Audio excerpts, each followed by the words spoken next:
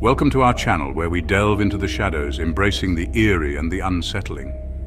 Where the silver screen flickers with something darker, something more sinister than mere entertainment. Today we're diving headfirst into the unsettling world of movie set horror stories. These aren't tales told by actors seeking publicity.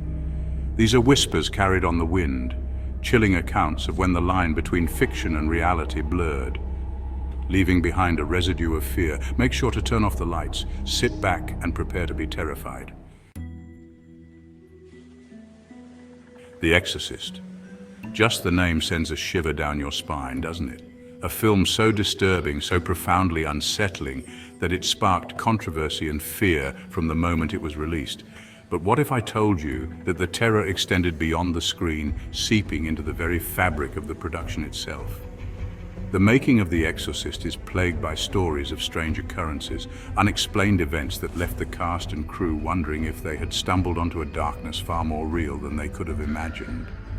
One of the most prominent and unsettling aspects of the production was a series of fires that seemed to ignite out of thin air. Electrical equipment would inexplicably burst into flames, sets would be engulfed without warning, and the air would grow thick with the acrid scent of smoke, even when no fire could be found. Was it faulty wiring, accidents waiting to happen, or was there something more sinister at play? Many believe these fires were no mere coincidence, pointing to their frequency and the seemingly impossible circumstances surrounding them. Adding to the growing sense of unease was the tragic fate that befell several individuals connected to the film.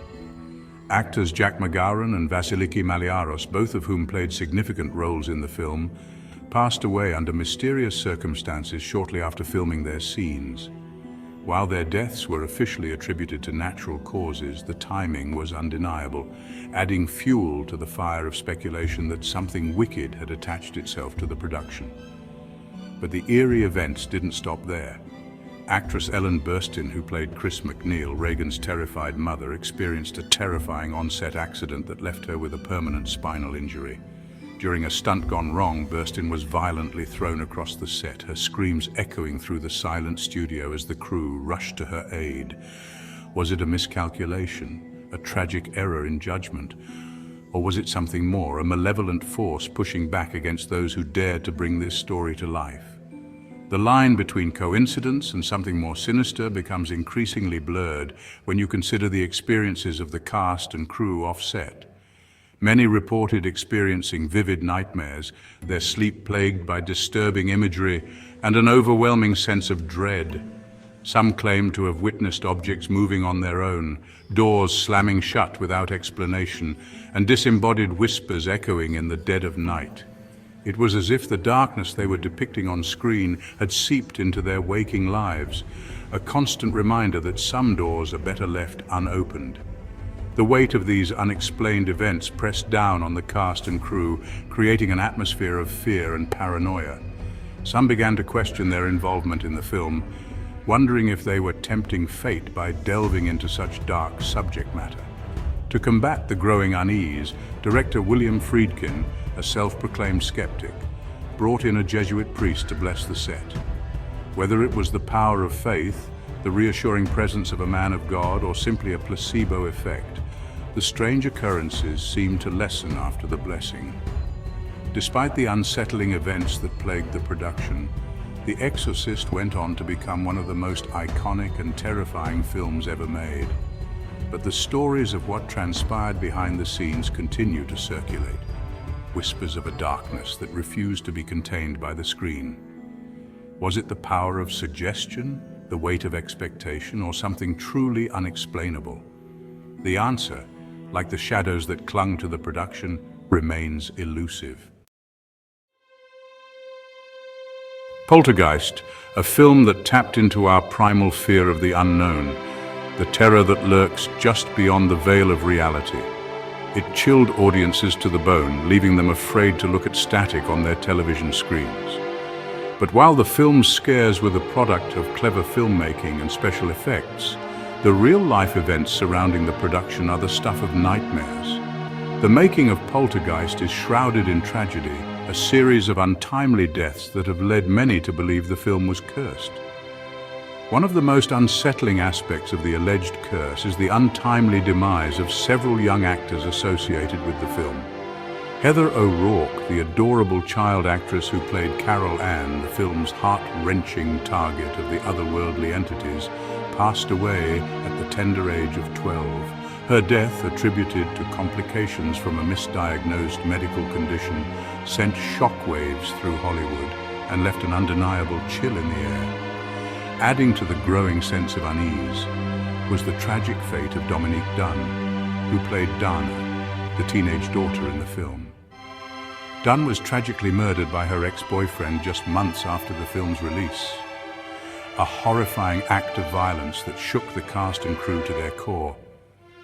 While her death was unrelated to the film itself, the timing was undeniably eerie, feeding into the growing narrative of a curse. But the tragedies didn't end there. Julian Beck, who played the unsettling Kane in Poltergeist 2, succumbed to stomach cancer shortly after filming Wrapped. His death, while not entirely unexpected due to his illness, added another layer of darkness to the film's legacy. Will Sampson, the imposing medicine man who played Taylor in Poltergeist 2, also passed away prematurely, following complications from a heart-lung transplant. Each death, while tragic in its own right, seemed to reinforce the notion that something sinister was at play, picking off those connected to the film one by one. The string of deaths surrounding the Poltergeist franchise is undeniably unsettling, but some believe the curse extended beyond the grave.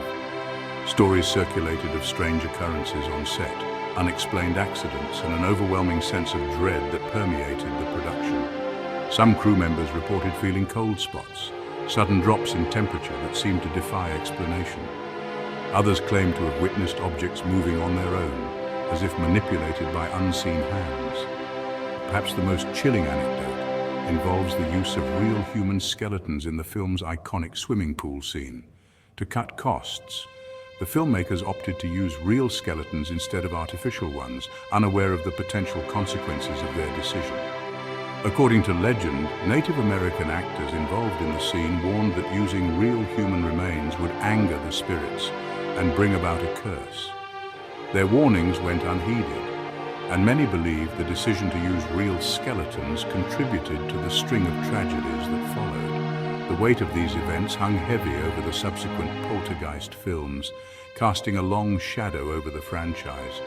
The original film's tagline, "They're here," took on a chilling new meaning, a constant reminder of the tragedies that had befallen those involved in bringing the supernatural thriller to life. Was it a curse, a series of unfortunate coincidences, or simply the morbid fascination with linking tragedy to entertainment?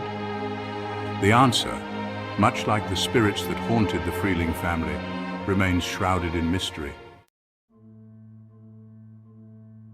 Chapter 3, The Omen, Touched by the Devil's Hand. The Omen, a film that dared to explore the depths of human evil through the chilling tale of Damien, a seemingly innocent child who harbors the mark of the devil. It's a film that preys on our deepest fears, the unsettling notion that evil can lurk beneath the surface of the ordinary. But while the film itself is a work of fiction, the real-life events surrounding its production are steeped in eerie coincidences and unsettling occurrences, leading many to believe that the film was cursed, touched by a darkness that extended beyond the silver screen. From the outset, The Omen seemed plagued by a series of unfortunate events, each more bizarre and unsettling than the last. Gregory Peck, the film's star, and screenwriter David Seltzer both experienced separate incidents involving lightning strikes while traveling on planes.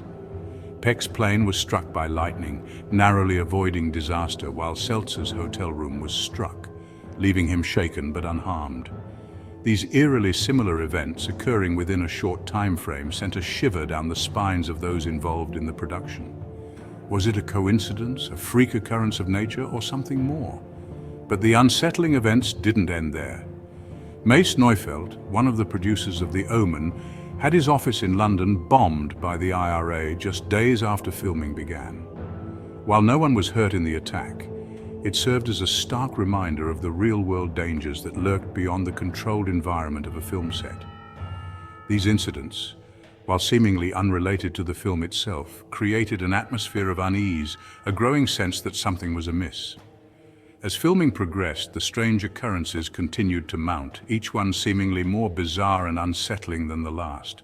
Animals, particularly dogs, seemed to react negatively to the presence of certain actors, particularly young Harvey Spencer Stevens, who played Damien. Dogs would bark and growl at him, their hackles raised, as if sensing something sinister lurking beneath his innocent facade. Even the most seasoned animal handlers were baffled by the animal's behavior, unable to explain their aversion to the young actor. Perhaps the most tragic and unsettling event associated with The Omen involved the film's special effects supervisor, John Richardson, and his assistant, Liz Moore. Richardson, who had designed several of the film's most memorable and gruesome special effects, was involved in a horrific car accident in the Netherlands just months after filming wrapped. The accident tragically claimed the life of Moore, and Richardson was seriously injured. To add to the eerie nature of the event, the accident occurred near the town of Omen, a name eerily similar to the film's title. It was a chilling reminder of the film's subject matter, blurring the line between fiction and reality. The string of unsettling events surrounding The Omen left many wondering if the film had somehow angered a higher power, unleashing a torrent of bad luck upon those involved in its creation. Was it a curse, a series of unfortunate coincidences, or simply the power of suggestion? The answer, like the true nature of evil itself, remains shrouded in mystery. And there you have it. 3 chilling tales from the shadowy side of Hollywood. These are just a taste of the countless stories that circulate in hushed whispers on sound stages and backlots, fueling the legend of movie set curses and the unsettling notion that some stories are best left untold. If you enjoyed these terrifying tales, don't forget to like, subscribe, and hit the bell icon for more spine-chilling stories. Let us know in the comments which movie set, horror story creeped you out the most. Until next time, stay safe and keep the lights on.